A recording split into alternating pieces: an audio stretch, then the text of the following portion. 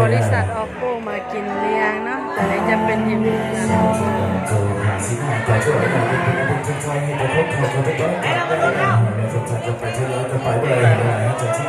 เอ้30ไอ้ดีจีแล้ว10 พันไอ้เท่า2ไม่ให้2 พัน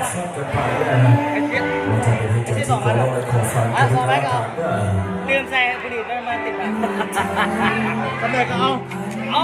ก็ได้ทำเอาไม่ได้เสียไม่ได้เสียไม่เอาของแม่ด้วยเนี่ย